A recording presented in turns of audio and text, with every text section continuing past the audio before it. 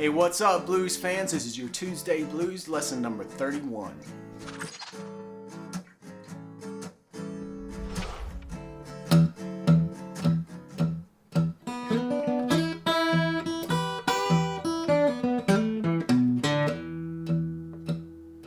Alright gang, this lesson is for my good buddy Jim. Jim's always asking, for some cool Texas style licks.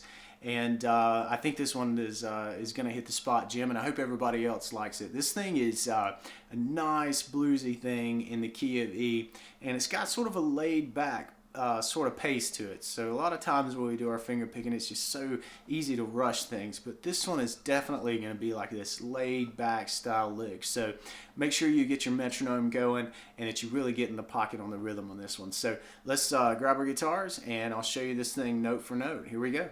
Alright, so to start this lick off, we're going to work in this position on the fretboard, and I'll hop into this little classic blues territory right here with this sort of E7 based chord shape. So what I'm going to do is pick the open first string on the offbeat like this, 1, 2, 3, 4, pick down on the bass. And then I'm going to pick through the chord after sliding in from the 2nd fret 3rd string to the 4th fret 3rd string, and then putting my index finger down on the 3rd fret 2nd string.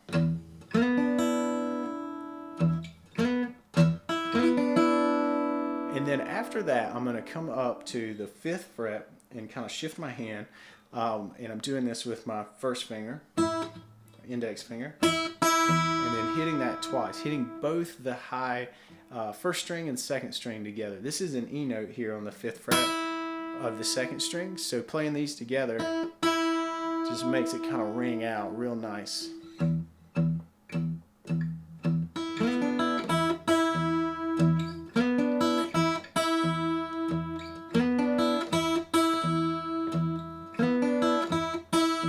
So that's what we're working with to start this thing out. We're sliding into this sort of E7 bass shape and then picking it twice and letting it ring there at the end.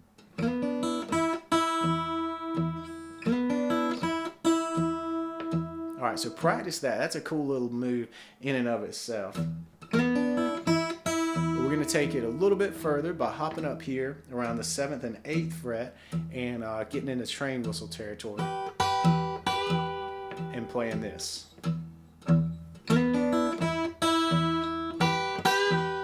So we're going to pick and then pick and bend and release.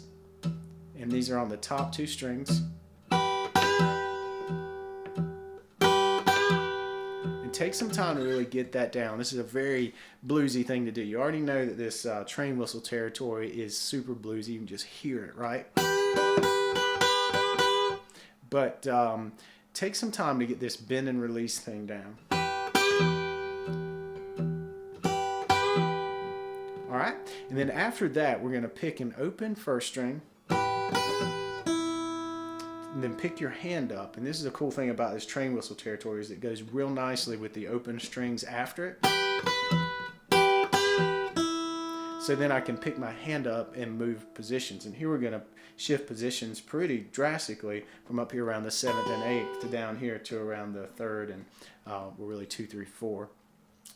So anyway, so once we pick that open E string, 1st string, we've got our hand free, and we're going to move and plant your middle finger here on the 3rd fret of the 2nd string and pull off. So pick it and pull off.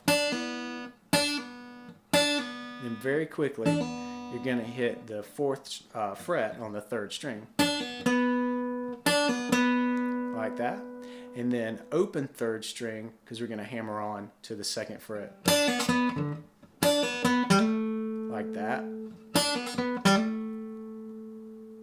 and then I'm going to hit the 2nd fret on the 4th string, hit the 2nd fret on the 5th string, and then hammer on. Open to 2nd fret 4th string. That's sort of the rhythm there. Alright, let's kind of piece this thing together pretty slowly, and then I'll take you through a little bit of a tricky spot there at the end.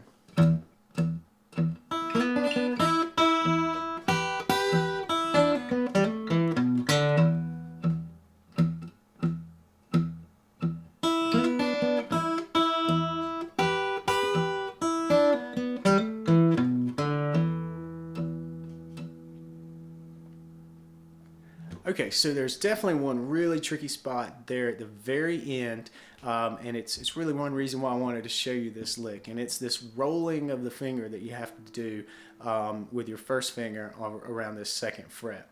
So after this little bit, there's a little roll. So when I come down on this hammer-on, I've got my finger kind of way over the third string, and it's actually kind of touching the fourth string, because it's going to be real easy for me to then grab that second fret note on the fourth string. All I have to do is kind of roll my finger up, and now I'm on my fingertip on the fourth string. That is super tricky. It took me a long time to work that technique into my playing, but it really lets you jump around and grab some different sounds. Alright, so here's what we're doing on that last piece. When you come in and do that first roll on to your fourth string second fret, then you need to kind of pick up your finger, and this is going to be a little tricky because it's almost like an extended roll on of your first finger, but you really need to hit this second fret on the fifth string and then come back to an open hammer on second fret on the fourth string. This is tricky to get down, especially while you're doing the bass, but work on it real slow.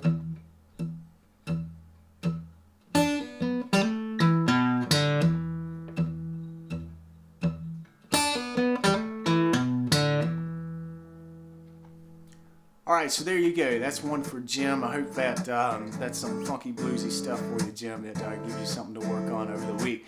And same with everybody else. I hope you really dig that lick.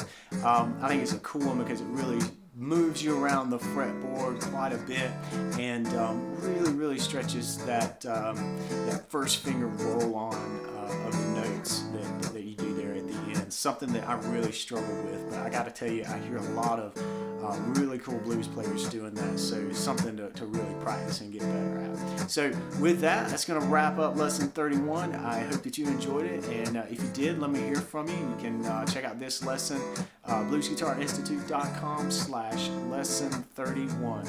Hope to chat with you soon. All right, take care, and I'll talk to you next week.